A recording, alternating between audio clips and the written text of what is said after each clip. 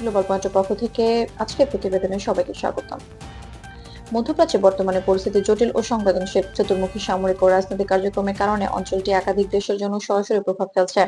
মঙ্গলবার ইরানি শীর্ষ কমান্ডার এবং প্রেসিডেন্টের কার্যালয়কে লক্ষ্য করে হামলার ঘটনায় ঘটেছে বলে আন্তর্জাতিক সংবাদ সংস্থা জানিয়েছে।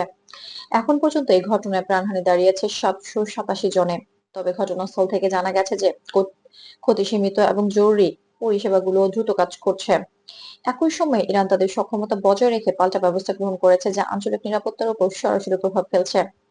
ইসরায়েলি নাগরিকরা তাদের নিরাপত্তা নিশ্চিত করতে বাড়িতে অবস্থান করছেন এবং বিশেষ আশ্রয় কেন্দ্রে রাখা হয়েছে। নতুন আঘাতপ্রাপ্ত অঞ্চলে দ্রুত নিরাপত্তা ব্যবস্থা জোরদার করা হয়েছে।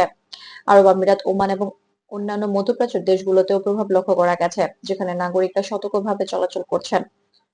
বিশ্লেষকরা বলছেন, পরিস্থিতি শুধুমাত্র সামরিক নয়, বরং রাজনৈতিক, অর্থনৈতিক ও সামাজিক প্রভাবও ফেলছে। বিশেষ করে মধ্যপ্রাচ্যে বসবাসকারী প্রবাসী ও স্থানীয় জনগণ সীমিত কর্মসংস্থান, যাতায়াতের সীমাবদ্ধতা এবং দৈনন্দিন জীবনের জন্য সতর্কতা অবলম্বন করছেন।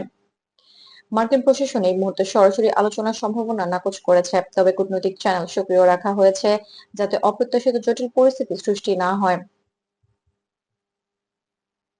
এবং আন্তর্জাতিক পর্যবেক্ষকরা মনিটর করছেন যাতে কোনো দুর্ঘটনাজনিত পরিস্থিতি এড়ানো যায়। মধ্যপ্রাচ্যের এই পরিস্থিতি বিশ্বের অন্যান্য শক্তি এবং কূটনৈতিক সংস্থার মনোযোগ আকর্ষণ করছেন। রাষ্ট্রগুলি নিয়মিত পর্যবেক্ষণ ও সমন্বয় করছে যাতে আঞ্চলিক স্থিতিশীলতা বজায় থাকে। নাগরিকদের সচেতন থাকা, নিরাপদ স্থানে অবস্থান করা এবং স্থানীয় প্রশাসনের নির্দেশাবলী অনুসরণ করা অত্যন্ত গুরুত্বপূর্ণ।